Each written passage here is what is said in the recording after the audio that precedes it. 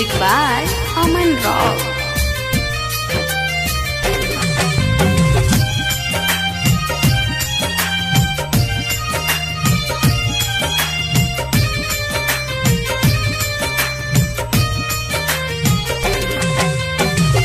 दिल का क्या था कसूर, तूने मुझे दूर कर दिया। दिल का क्या था कसूर, तूने मुझे दूर कर दिया। रो रहे हैं होके मजबूर, रो रहे हैं होके मजबूर, तूने मुझे दूर कर दिया। दिल का क्या था कसूर, तूने मुझे दूर कर दिया।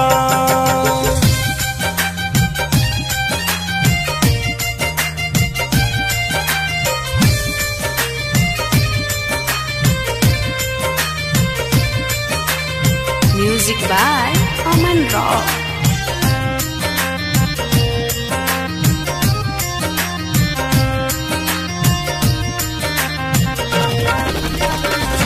भूल गया क्यों तूने कसमे वादे, हुई खाता क्या जो बदले इरादे।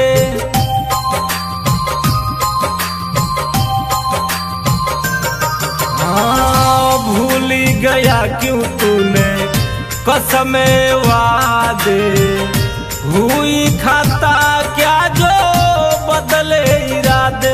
तोड़ दिया दिल हुआ मगरूर, तोड़ दिया दिल हुआ मगरूर, तूने मुझे दूर कर दिया। दिल का क्या था कसूर, तूने मुझे दूर कर दिया।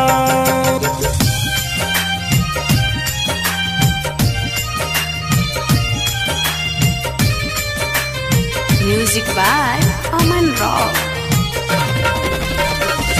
दूर रह कर भी भूल नहीं पाएंगे, याद जब भी आओगी बड़ी पछताएंगे।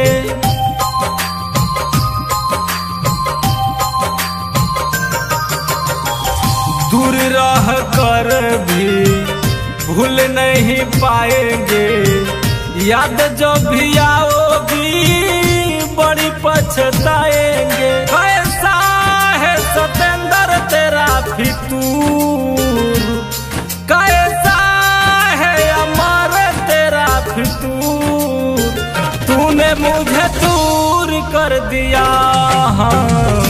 दिल का क्या